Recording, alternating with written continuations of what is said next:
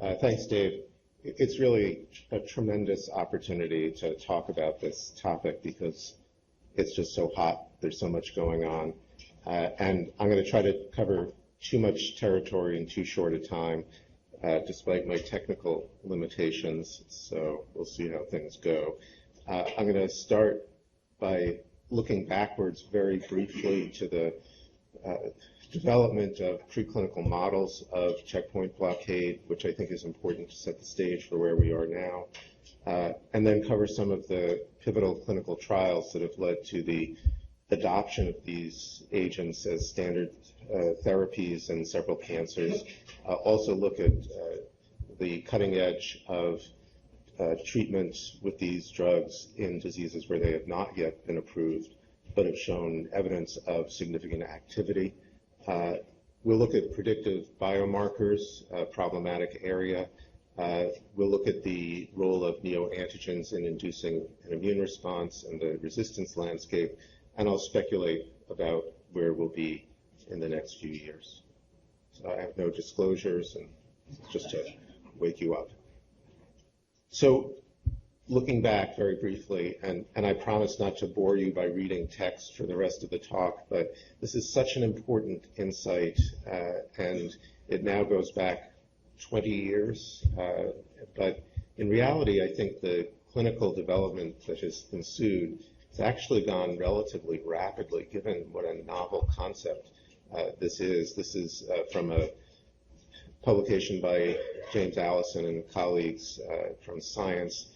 And to quote, it has been recently become apparent that CTLA-4, a second counter receptor for the B7 family of costimulatory molecules, is a negative regulator of T-cell activation. Here, in vivo administration of antibodies to CTLA-4 resulted in the rejection of tumors, including pre-established tumors. So this was the seminal observation that's led to the development of checkpoint blockade treatment. It's interesting, preclinical models of PD-1 and PD-L1 blockade are much more difficult to come across, and this is one of the earliest that I could find. It's actually in a multiple myeloma model where it was found that PD-L1 was expressed on myeloma cell lines, and growth of the myeloma cell lines in normal syngeneic mice was inhibited, albeit transiently, by the administration of a PD-L1 antibody.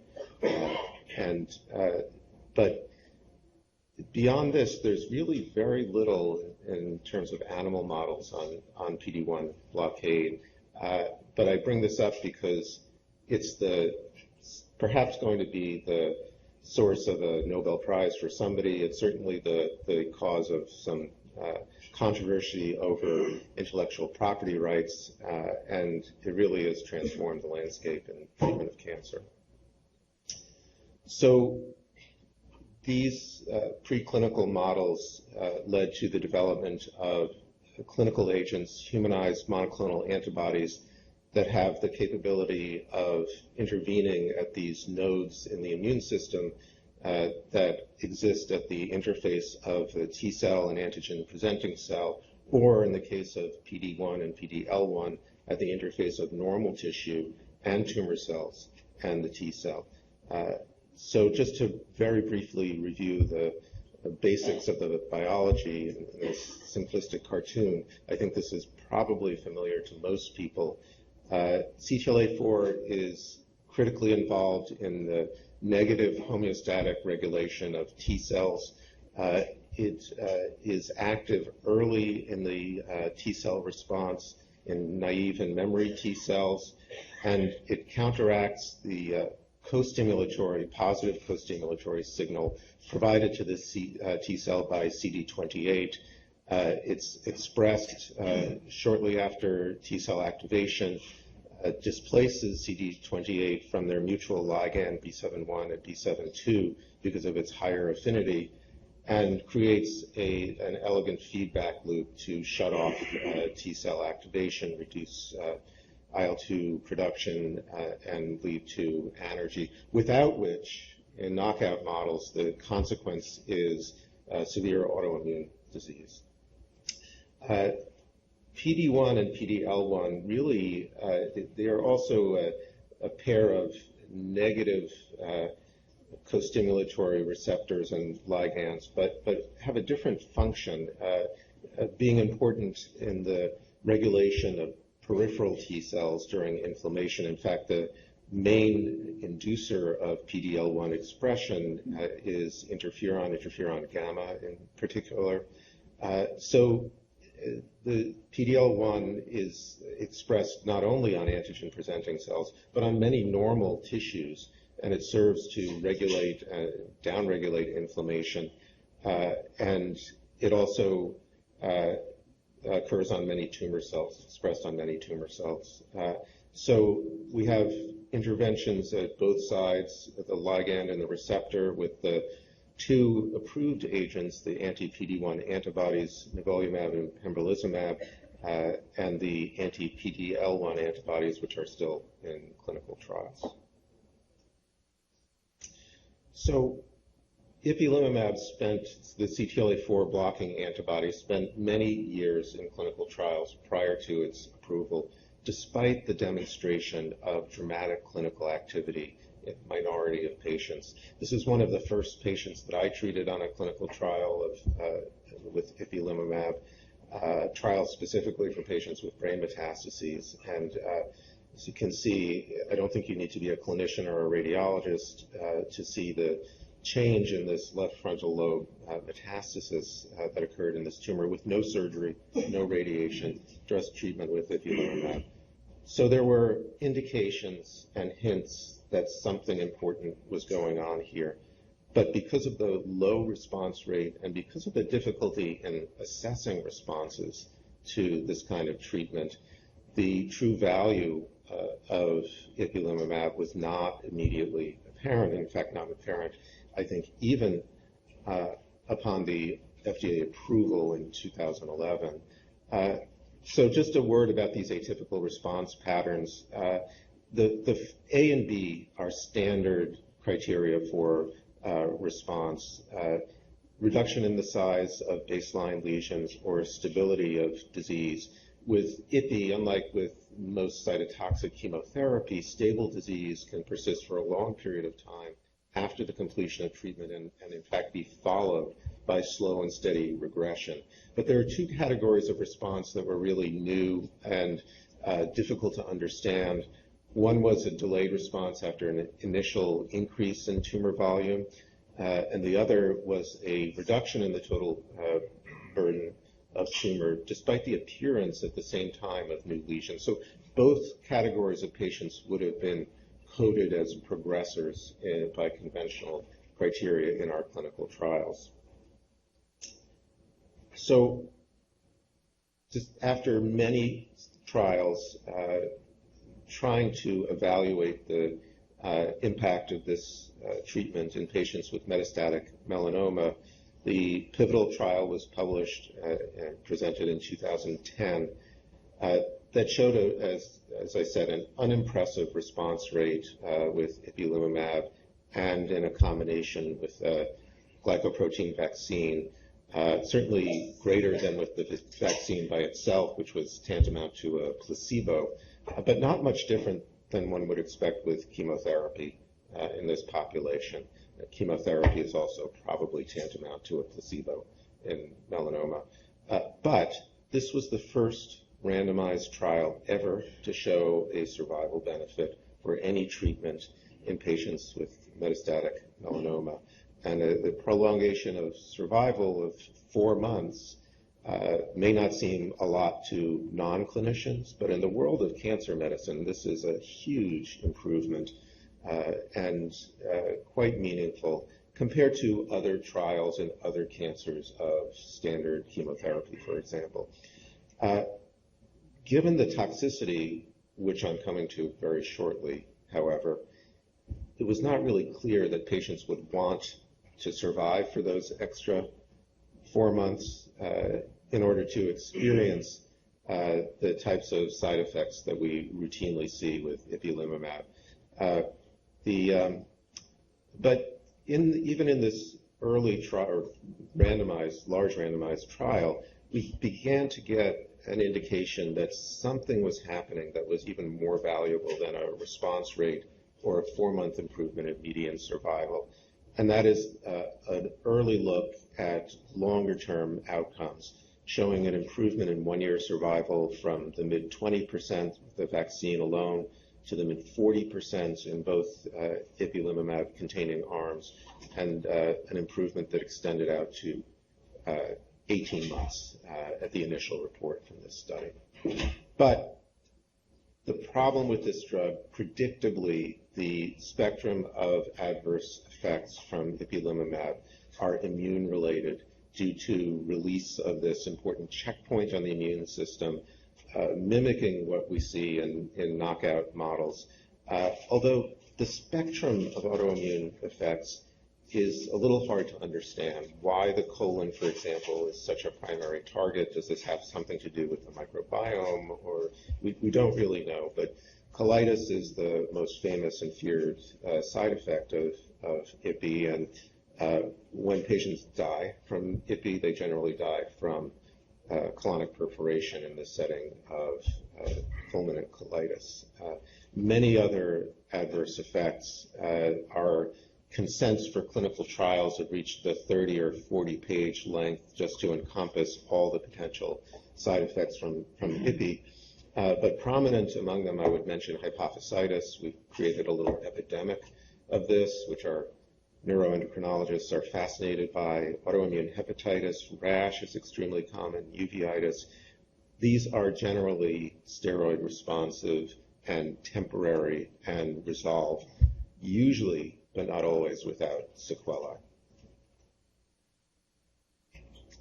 So I think the best view of the spectrum of adverse events associated with ipilimumab actually comes not from one of the randomized clinical trials, but from this case series from Memorial Sloan Kettering, where they looked at 298 patients treated outside the context of clinical trials. So this is in some ways more of a real-world population, although in some ways not, because Memorial obviously has a ton of experience managing these patients. You know, what happens in the setting of community oncologists who have less experience is still a little hard to predict. But they reported an 85% toxicity of any grade. And rather than breaking it up into grade 3 or 4, perhaps a more important criterion is who needed steroids to manage adverse events. And 35% did. 19% discontinued treatment because of toxicity. And 10% required some more potent immunosuppression than steroids for steroid refractory colitis in general. Despite all this, there was a 12% rate of long-term disease control. And importantly, the survival of the patients who experienced serious adverse events was not affected by the need for corticosteroids, or as far as we can tell, for other immunosuppressive agents. So how do I think about these adverse events? This is critical now because these agents are moving into other cancers. And so we're trying to share our knowledge and how we think about managing these patients, the lessons we've learned from the last 8 or 10 years of blocking the checkpoints. Some of the adverse events are strikingly, stunningly obvious. Colitis, for example, typically presents with severe diarrhea, abdominal pain, fever. Occasionally it can be subtle with ileus only. We sometimes see small bowel or gastric inflammation more than in the stomach. But in the large majority of cases, it's not a secret what's going on. You rule out infectious causes of diarrhea and you have the diagnosis. You do a scope and you see inflammation, ulceration of the colonic mucosa. And unless there is C. difficile colitis or another excuse for colitis, this is due to ipilimumab. Then there are the adverse effects that are really subtle clinically and hard to pick up. They are vague. They are easily confused with the symptoms of people with advanced cancer, fatigue, headache, lightheadedness. And among these, I would consider first and foremost the endocrinopathies, and there are many, but as I said, hypophysitis is something we see quite frequently, often presenting with nonspecific symptoms, but with obvious hormonal abnormalities affecting thyroid, cortisol production in particular, and often confirmed by an MRI showing enlargement of the pituitary.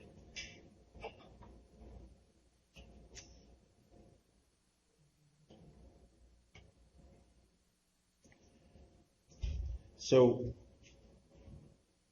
hypophysitis is usually manageable, but it does require permanent hormone replacement, usually of the thyroid axis and the steroid axis, because the pituitary just burns out. It's not recoverable.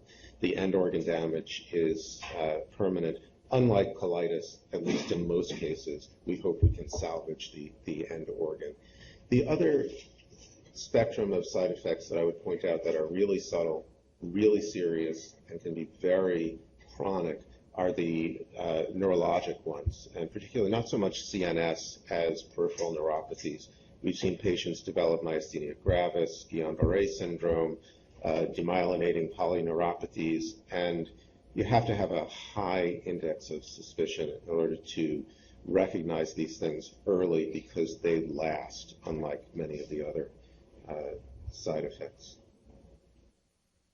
And then there are the side effects that are sometimes subtle but also life-threatening. And primary among these, I would include pneumonitis, seen early in the studies of the PD-1 antibodies, not necessarily recognized for what it was, treated as infectious, but there were mortalities in the early studies of nivolumab due to pneumonitis. Symptoms can be vague and not very prominent. Subtle ground glass opacities on X-ray or CT are common, but if you let it reach the point where this fellow got, then you're really in trouble, and some people never recover, and it's a potentially very morbid complication. So it's a lot of verbiage, but in our notes where we document discussions of these treatments with patients, it's important, I feel, not only to go through the long list of autoimmune side effects, but also to look at the consequences of prolonged treatment with steroids, which are necessary in many cases, 35% in the Memorial series, to manage the autoimmunity. So the consequences of long-term treatment with steroids, and we're talking about typically weeks to a month or two, not longer than that, but nonetheless, it can cause stomach irritation, risk of infection, mood changes, mania, psychosis, insomnia, increased appetite, fluid retention, weight gain, change in body habitus, elevated blood sugar, glaucoma, cataracts, muscle weakness, and thinning of the bones, permanent damage to the bones and joints. So it's a whole other list of side effects that we have to go through that are at least as important as the side effects directly due to the drug itself. So I tried to think of some general themes about how we manage these patients. There are algorithms for the management of each individual complications, diarrhea, pneumonitis, kidney problems.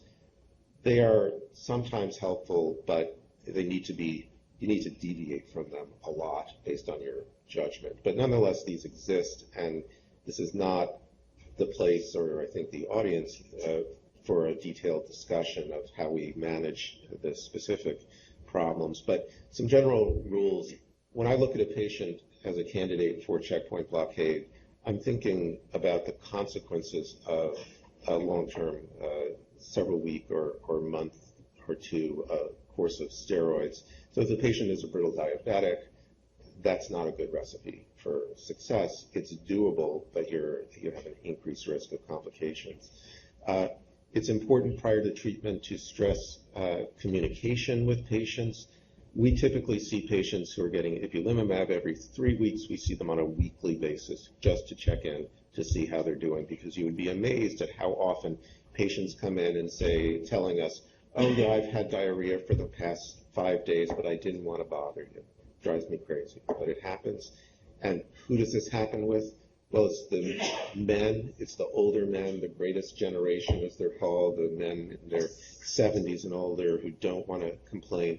And also, I've learned to be wary of the solitary patient, the patient who comes in by themselves because they just don't absorb the information as well as somebody who is surrounded by other sets of ears.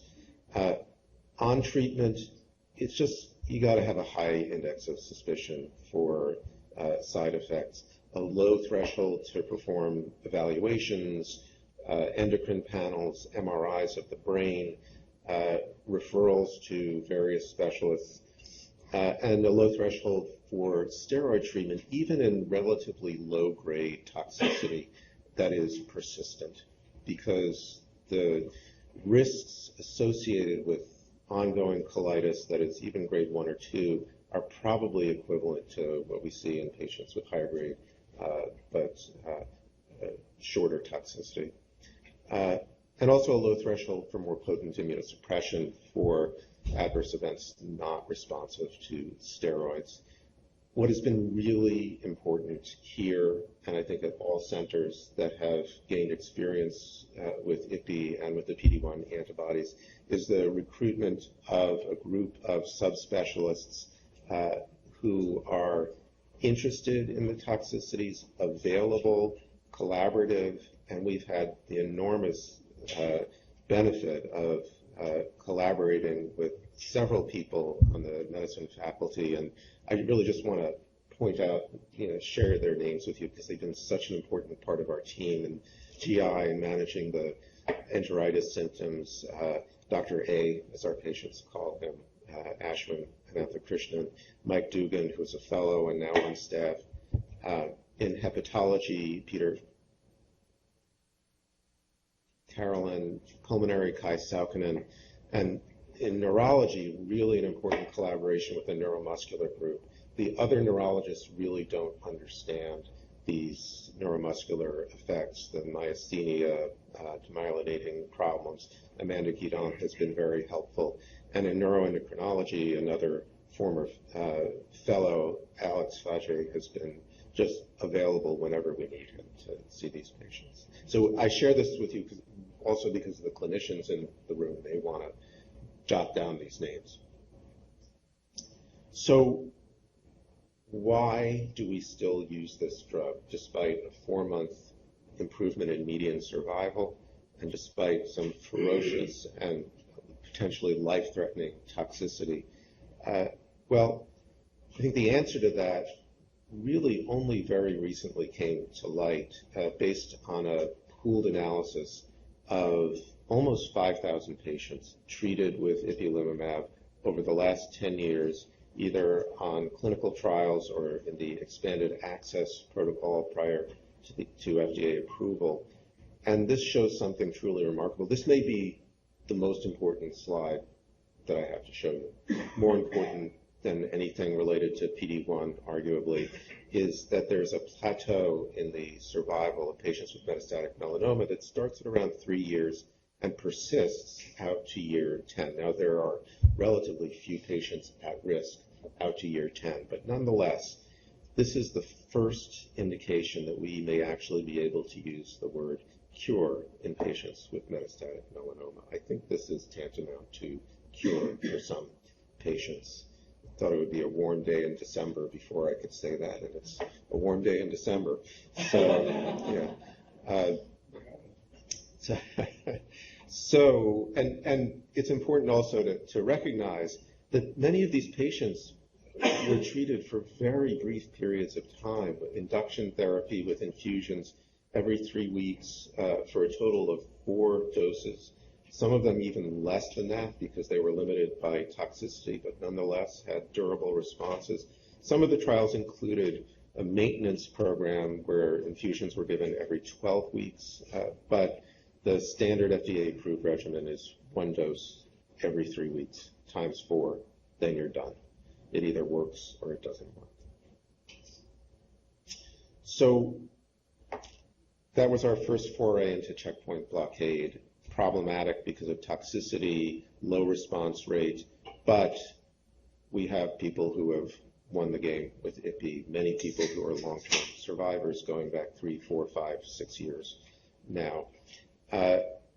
PD-1 went from concept to phase 1 to FDA approval much more rapidly than IPI did, because IPI had set the stage and because PD-1 was much more obviously effective than CTLA-4 blockade. So we now have 2 drugs in the clinic for use not only in melanoma, but in non-small cell lung cancer and renal cell carcinoma in the case of nivolumab, experimental agents that block the ligand PD-L1, and an enormous array of clinical trials in practically every cancer. And I'll go through that as well as I can.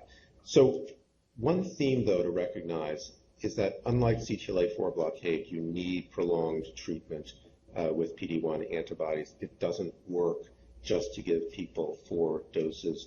The responses are more typical in that we see fewer of these mixed responses, and we do see some delayed responses, but the regression is often slow and steady over time, and we don't really know how long to continue the treatment. Some of the nivolumab trials called for 2 years and then stopping and retreating patients who progressed. Some of those progressors could re-respond at that point, others did not. Some of the pembrolizumab trials called for indefinite treatment. We don't know when to stop. We're often left with small residual abnormalities on imaging. It's unclear whether they represent real live tumor or scar tissue. They often have sat there for a year and a half while we continue patients on treatment. So it's a long-term maintenance therapy. And to address the toxicity issue first in this case, it's quite clear that this is a better tolerated treatment than CTLA-4 blockade, perhaps because its activity is exerted more at the interface of the tumor and the antigen and the T cell in the microenvironment rather than a generalized T cell activation. And overall, this is a pooled analysis presented recently of over 500 patients treated with nivolumab. So fatigue is common, pruritus is common, colitis much less so, rash is common, but overall the grade 3 to 4 more severe adverse events that occur in 25% or so of patients treated with ipilimumab occur in 10 to 15% of patients on PD-1 antibodies. And what's striking also is that for many people, it's like giving them water. They really have no side effects. They feel fine. They come in once every 2 weeks or 3 weeks for their infusion. They go home, they feel well, and their tumors shrink and disappear. And that's not a trivial percentage either, as we'll see. So nivolumab entered the clinic first, and the phase 1 trial, which we participated in, was extremely exciting. I'm going to focus in all of these studies on overall survival rather than response rates or progression-free survival, because I think we've entered an era with immunotherapy where that is the outcome of major importance. So I'm not presenting the full set of statistics on any of these trials, but looking at overall survival, I think is the most illuminating. So in this phase 1 trial, 107 melanoma patients were included, along with patients with a variety of other solid tumors.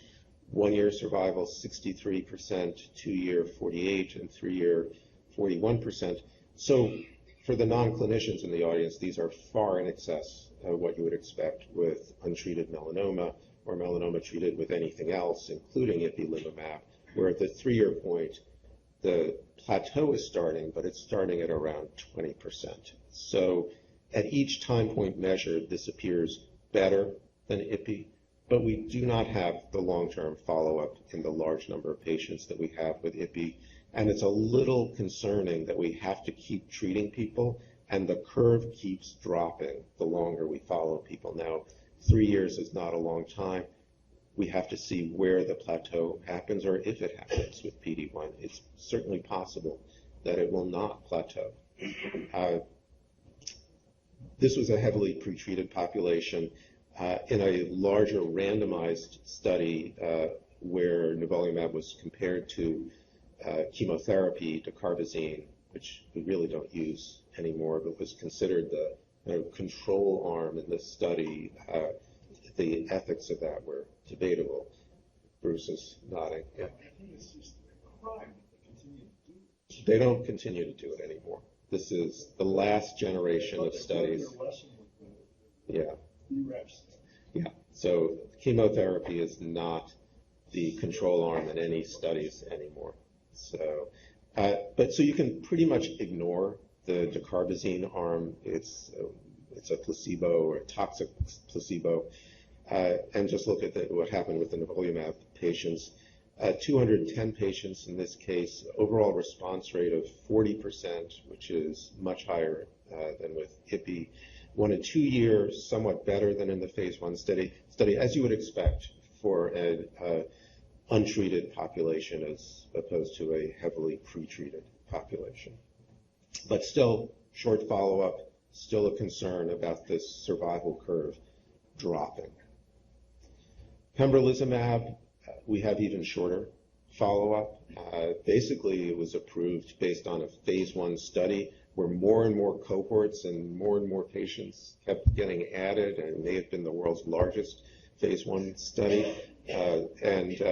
Overall, 655 patients were treated with about half had received IPI and half were naive. Overall response rate was similar to what we see with nivolumab, and overall survival also similar. So between these two drugs, which do we choose? We generally choose pembrolizumab strictly because it's given once every 3 weeks rather than once every 2, which is the regimen with nivolumab. Otherwise, in terms of response rates, survival data, toxicity, they really appear interchangeable, at least to me. So let's turn now to the most recent area of perhaps of progress, at least of generating enormous excitement, and that's on the field of combination checkpoint blockade. So the first brave foray into this territory was done by the group at Memorial, looking at a combination of various doses of ipilimumab and nivolumab. And this is a small study, and they really only reported on patients treated in the sort of tolerable dose range, if you can call it that. 53 patients treated with IPI at the standard dose and a somewhat lower dose of Nivo. The response rate was higher than anything we've ever seen with melanoma with any treatment, 53%. But what was even more striking was what's called the depth of responses, as indicated in this waterfall plot, where each vertical line represents an individual patient, and the change from the baseline indicates the percent change in their tumor volume. And you can see that most of these patients had regression, many of them more than 80%, and many of them had complete responses, which is distinctly rare with single-agent ipilimumab or even with single-agent PD-1. This was a small number of patients, but a really impressive result. And this waterfall plot begins to look like what we see with targeted therapy rather than immune therapy. This looks like BRAF inhibition in melanoma, BRAF mutant melanoma. We just haven't seen this with single-agent immunotherapy before.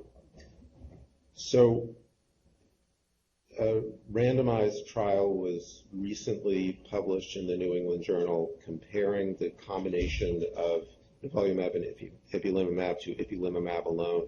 And basically the combination blew IPI out of the water in every respect, with the exception of toxicity, which was substantially greater with the combination, as you would predict. But again, these waterfall plots on the left with the combination therapy showing most patients have a decrease in tumor volume, many of them significant minority having complete responses.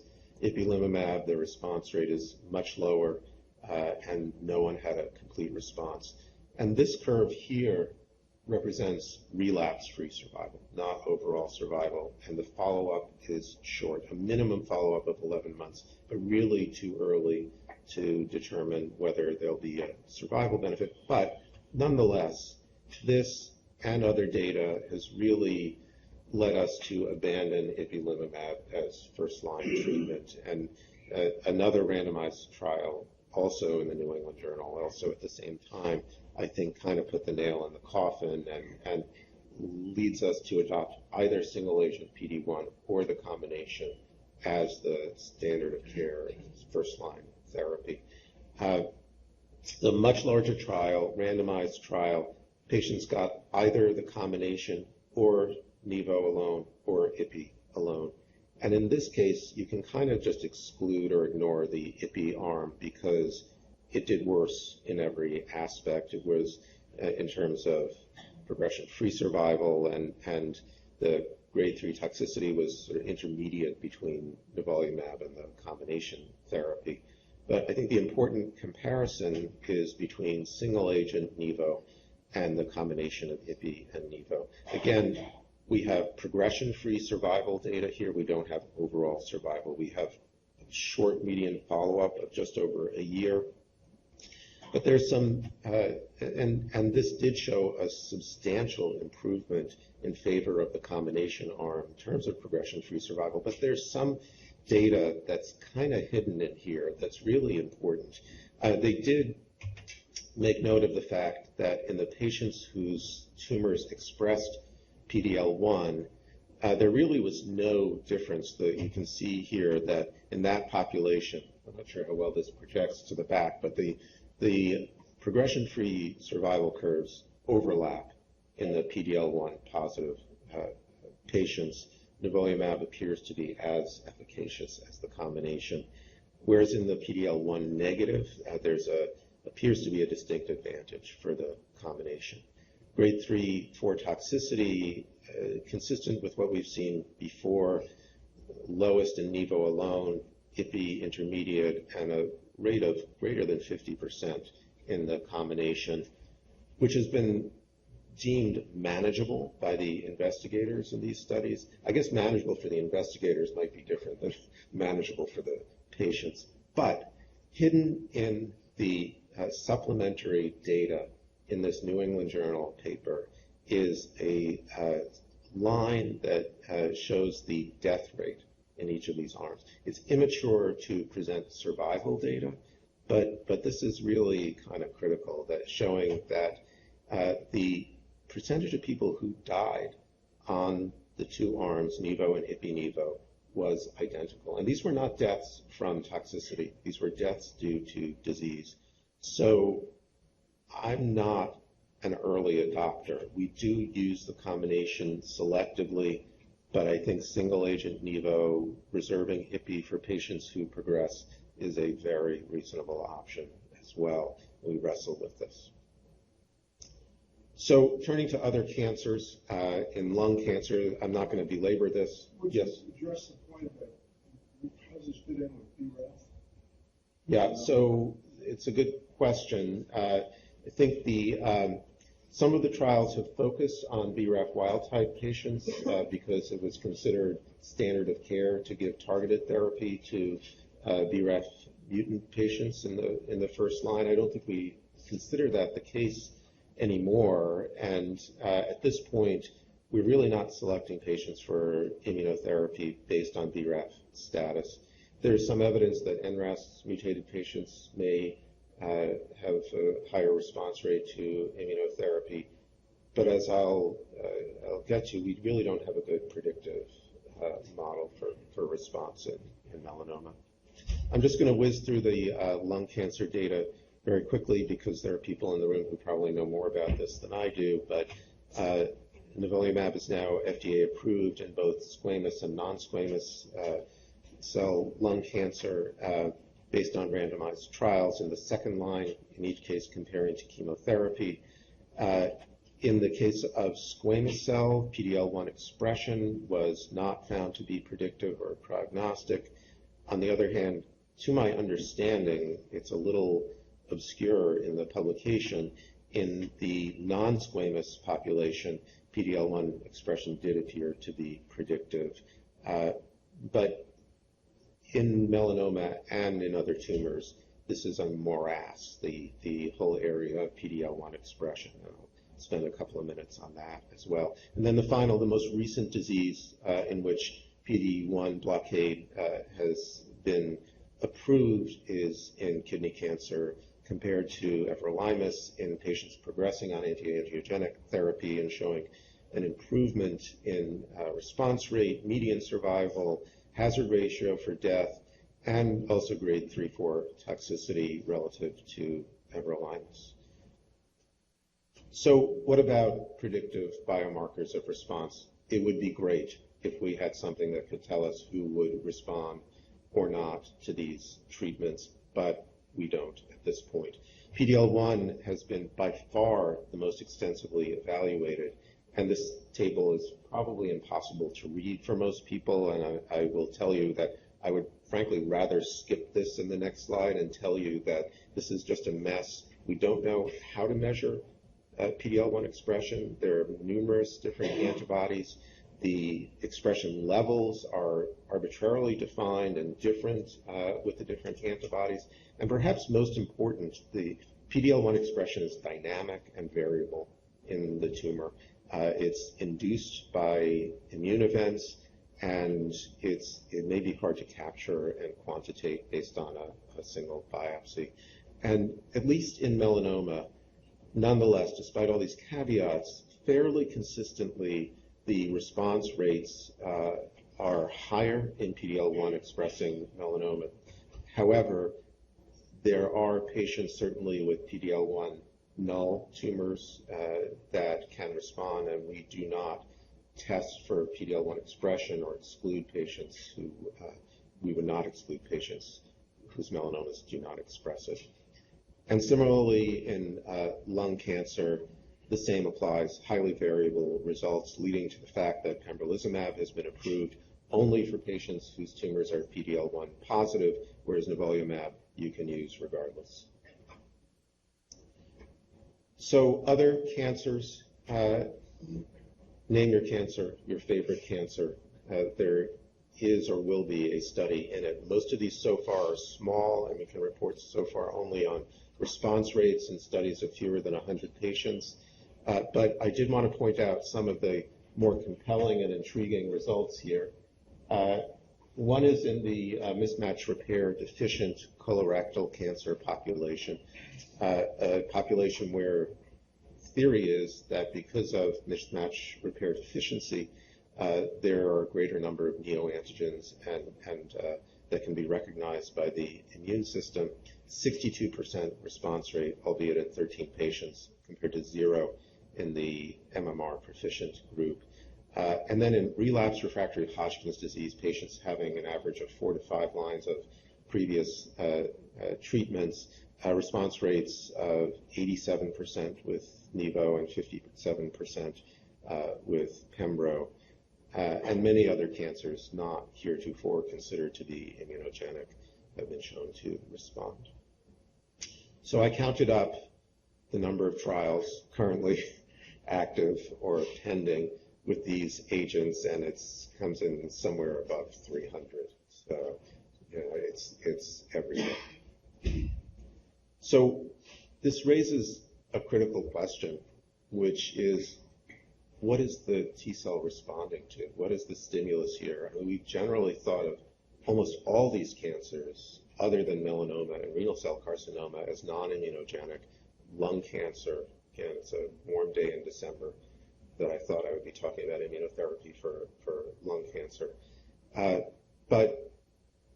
And much of the focus, at least in melanoma, has been on tumor testis antigens, proteins that are expressed only in fetal development, and then maybe again in the tumor or differentially expressed between tumor and normal tissue.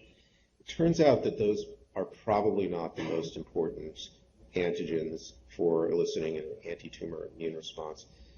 This table has to be presented at every talk on checkpoint blockade. What this shows is that across numerous tumor types, the rate of somatic mutations per megabase of DNA, and this comes from the Tumor Genome Atlas, and it shows that the highest rates of mutations are in melanoma, as one would expect, because it's induced by UV damage and has those signature mutations, and in lung squamous and adenocarcinoma, which are smoking-related cancers, carcinogen-driven. And the correlation of the high end of this spectrum of mutational rate, and these are random mutations, not oncogenic mutations necessarily, with responsiveness to immunotherapy, creates what I would call the lottery hypothesis. The more mutations you have, they may be junk mutations. These are not driver mutations. They are just bystanders. But the more you have, the more likely it is that one or several of them is going to be recognized by a T-cell receptor somewhere in your body. That's a kind of naive concept, but it may in fact turn out to be true. And really a kind of heroic effort at sequencing the neoantigens from patients treated with ipilimumab did in fact show a correlation between the neoantigen burden and responsiveness to ipilimumab. And not only just the burden, but what they call the neoepitope landscape. There were certain mutations that were actually shared between patients that correlated with responsiveness and were absent in the non-responders. So there's an enormous amount that could be said about that, but there are people who know a ton more about it than I do. So returning to our naive cartoon of the synapse between the T cell and the antigen-presenting cell, I think it's become apparent that this is truly simplistic and that the interaction between CTLA-4 and its ligands and PD-1 and its ligands exists in this tangle of other costimulatory signals, positive and negative. And even this cartoon is cartoonish because there's a lot of crosstalk between these things. A lot of stuff that goes on in the cell that's not even shown here. It's amazing to me that these drugs work at all, given the complexity that we now recognize. And also this tangle of co-stimulation signals exists in a really hostile environment for starting and maintaining an anti-tumor immune response. And I've just outlined some of the more important ones here. Tumor-associated macrophages, which produce reactive oxygen species and affect TCR receptor zeta chain. Dendritic cells producing IDO, reducing tryptophan, which suppresses T cells. Immature dendritic cells, which are tolerizing rather than stimulating to the T cells. STAT3 expression or signaling both in tumor cells and hematopoietic cells in the presence of T regulatory cells. You could go on and on, but it's kind of daunting and amazing that this works at all in light of the immunosuppressive tumor environment that the tumor has induced or created in order to grow. So this is kind of overwhelming, but it also creates points of potential intervention that we can block or manipulate in order to make the antibodies work better. So what this all comes down to is the finding that some tumors have what's called an inflamed microenvironment and some just do not. T cells at the leading edge of the tumor, as shown here, S100 positive cells are the melanoma cells. CD8 are the T cells, and you can see it, they kind of fit like a jigsaw puzzle. And when you have this front of T cells at the border of the tumor, this seems to predict responsiveness to PD-1 blockade. And looking at a sort of more general level, gene expression profiling has identified subsets of melanoma that are inflamed or immunogenic or have expression of numerous immune-related genes as opposed to genes associated with proliferation and motility.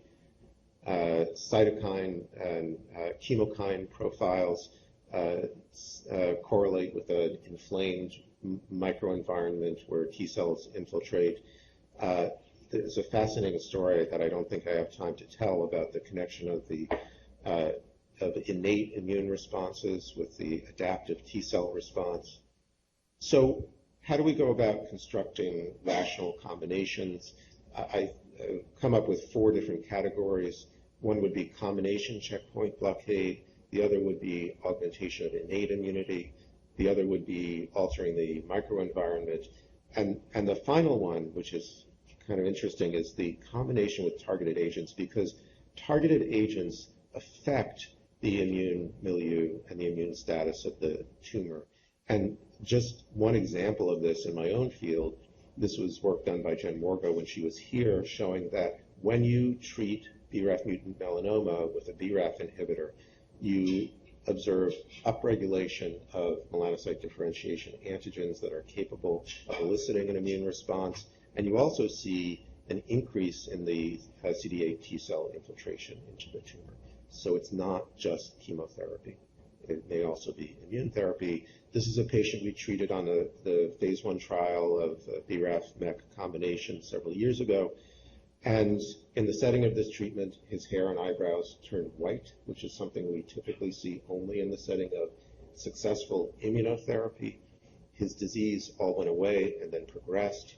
He got radiation to 1 bone metastasis, and everything else regressed as well. This is called the abscopal effect, and it's an immunologic effect.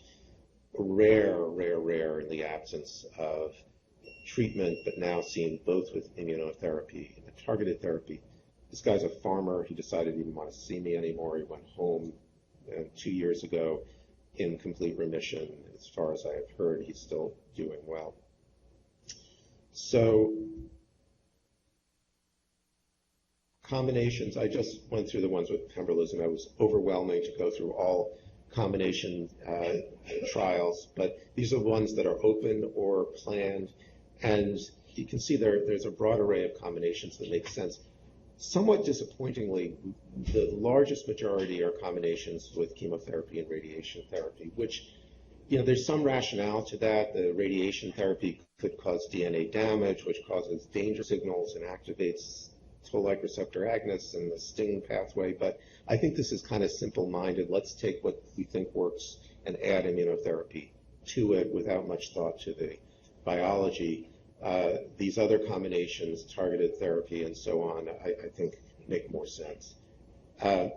So in my view, progress is going to depend on elucidating this tangle of co-stimulatory signals in different diseases and individual patients, manipulating the microenvironment, and defining the neoepitopes that are capable of eliciting an immune response at the individual patient level, and perhaps developing vaccines based on that. And I just wanted to thank the patients who've participated in all these clinical trials over the years. This is a group that's spontaneously aggregated in our waiting room, both of immunotherapy and targeted therapy patients who've been living with metastatic melanoma for many years, all of them. But I'd also like to thank the patients who predated the advent of these therapies, the patients who died despite these therapies. They were the real heroes of this, and also our team, the clinical team, physicians, nurse practitioners, and all of our colleagues who've made the work possible. Thank you.